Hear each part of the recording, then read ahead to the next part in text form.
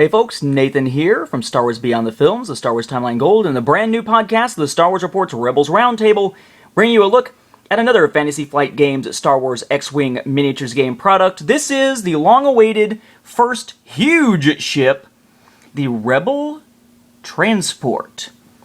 Rather large box this sucker comes in here, so expect to find this thing sitting on shelves and being very prominent if it happens to be in your store. We'll see, given the price tag and everything. But this is the GR75 Rebel Transport. And it comes with a special Escort X-Wing. An X-Wing with slightly different paint than the regular X-Wing from the core set and from the X-Wing expansion pack. But this is a jam-packed package here, folks, and it better be for the money. Look at all of this stuff that comes just with this one ship. I guess you could sort of say the X-Wing is another one of these little bonus items to come with it. So let's go through see what in the heck this is. First off, you've got the huge ship itself. Nicely put together. Oh, look up her tailpipe. That's not nice. Rather large ship token here is divided into fore and aft sections. So basically there are a couple of different parts of the ship that can be targeted, that can be damaged, and so forth. Bear in mind, this ship cannot target itself, at least not in the traditional sense. This ship, the first huge ship, doesn't use regular attacks. It's a little odd. It's more sort of a support craft for everything around it, and enhances the actions of ships around it in combat. Little bit strange here. We, of course, with it, have our unique X-Wing. And let's put these in perspective here. First off, the X-Wing. This is the original from the core set and from the expansion pack. This is the new one. Not a lot of differences to the paint. You get a few extra little red details on this. In particular, the red astromech, I think, stands out here. You got kind of the orange line going down there with the orange little nose cone. But beyond that, not extremely different. To be honest with you, not different enough for them to really promote this as a variant. It barely is. And of course, the maneuver template's the same thing, or the maneuver dial is the same as what you would expect from any other X-Wing. Now, size-wise, obviously you can tell the size difference here between the regular and the huge ship, but by comparison, here's the Millennium Falcon beside it. Okay, so even lined up at the end, Millennium Falcon's only about half or a little more than half the length of this sucker here. So it's not to scale, but it is significantly bigger than what we were calling the large ships, which frankly should be called medium if these are going to be called large. But instead they call these huge! Whatever. You have a GR75 maneuver dial, and a brand new maneuver template that works just with it. And as you play, you'll find that in the rules, which are over here, which gives you the rules for huge ships, which deal with epic play, a special play format. These are not used in regular play. It's got to be epic play, one of the epic formats, with fleet battles or a particular campaign scenario, that sort of thing. Okay, got your rules over here. But inside the rules, there's the Evacuation of Hoth campaign, which are 3 different missions that are played out consecutively. A campaign. And then you've got a mission number 8 in here that you can check out way back in the back, kind of a blink and you'll miss it, called Rendezvous. The thing with Rendezvous is the setup requires you to have multiple GR75s. 3 of them! So basically it requires you to have spent, if you're paying retail price, $180 on these. And even at miniature market prices, you're still talking about something that's going to run you about $150 to have 3 of them. Can't see a lot of people using that mission number 8 scenario. Just saying. But as part of this, you not only get the normal thing where we have upgrade cards and new pilot cards and such, and maybe some tokens to go with them that we're used to, we also have new damage cards, new tokens for the different scenarios, even new paperwork to keep track of. Quite a lot of stuff here.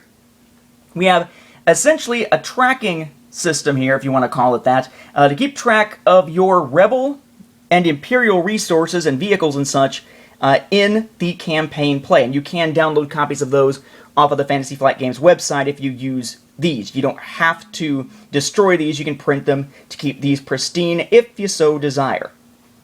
With pilots, A little bit weird this time. There's only one card for this. It's the GR-75 Medium Transport. Notice the little symbol there, noting it as a epic ship, or an epic ship here.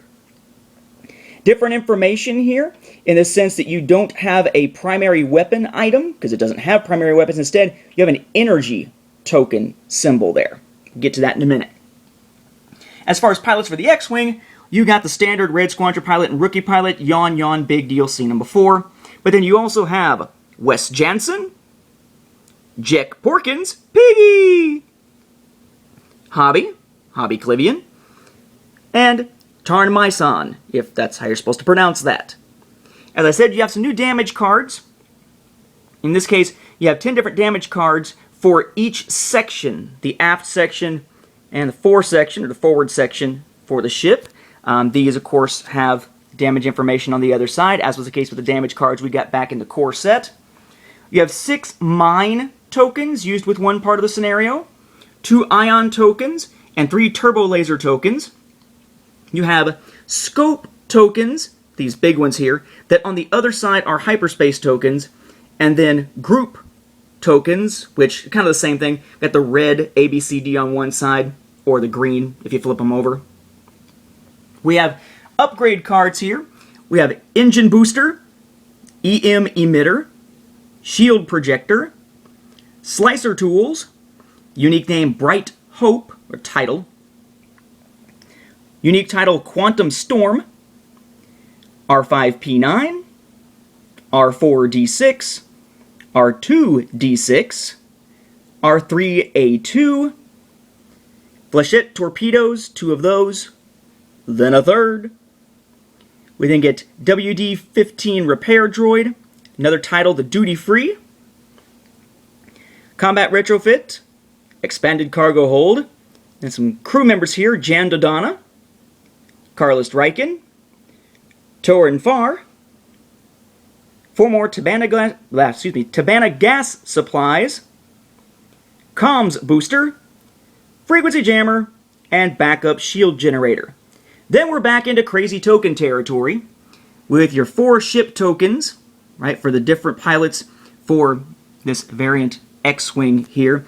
Tarn Myson has a rookie pilot on one side, Wes Jansen has Red Squadron pilot, Jack Porkins, also Red Squadron pilot, Hobby Clivian, also rookie pilot. And you might say, well, wait a second, why do we have those 2 generic ones showing up twice? Well, because you got 6 pilot cards, or ship cards as they call them, but you've got 4 tokens, each with 2 sides. What are you going to do with the other 2 sides? Well, just repeat the more generic ones there. You have 3 stress tokens. You have some new target lock tokens. We now have U, and on the other side, V. We have new ID tokens, number 34. I can't imagine ever getting up to the point of needing that freaking many. We have ion tokens, 6 of those. We have 7 shield tokens, 1 critical hit token, a focus token. This is what's called a reinforce token for use particularly with this ship. They got the proof of purchase little token on there, of course. We have these energy tokens. Okay, notice there we have a grand total of 6 of those. Beside those 6 maneuver tokens, 8 maneuver tokens, those are specific to one of the scenarios. Then you've got 4 role tokens, which are what these are, defining the role of escort ships, again, specific to part of that campaign. And then you have these so-called control tokens. There are 6 of them, and just like the hyperspace slash, scope ones, they're 2-sided. So you got 6 of them. I've just got half of them flipped to the Imperial side, half flipped to the Rebel side. But it's either or. Each one is 2-sided, 1 item on either side there. So, holy crap, this is a lot of stuff. But I mentioned the price tag a couple of times. It's going to run you $60 retail. If you get it through a place called Miniature Market or a place like Miniature Market, I believe they're running something around like $48 or so, about $50. Extremely high price tag, given the fact that you can get a large ship like the Millennium Falcon at retail for $30 and discounted more like $20, and you can get these smaller ships generally for $15 retail, or basically going through Miniature Market, somewhere like that, getting it more for like $10, $12, give or take. So pretty extremely high price tag. Now, I do think it's really cool the way they've set up the epic play. I like the whole idea of the campaign. They got all kinds of cool ways to make this feel a lot more like the films. Cinematic play, as they call it. The downside, though, here is that price tag, and the fact that our very first one is not really an offensive ship. It's basically more of a support role for the ships around it. Add to that the fact that we don't have an Imperial one yet, and the fact that, frankly, they're absolutely ridiculous in expecting you to play Mission 8 by getting 3 of these. They must expect you to play with several friends and kind of combine your ships and have every friend have spent the 60 or 50 or whatever it is bucks on this to play that. That's kind of nuts here. So here's what I would say. If you're a collector, very cool one to check out. I like the model itself here. If you're someone who's going to put these on display, might want to check it out. If you're someone who's really itching for epic play, definitely check it out. The huge ship rules are very cool, and I love the dynamics of how it works. They really put some thought into this. But if you're just more of a casual player, you feel like you're going to play regular tournaments as opposed to epic play tournaments, then I'm not sure that this is really one for you. Your mileage will definitely vary given the price tag.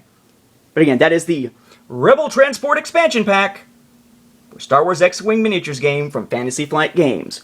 We'll be back as more are released.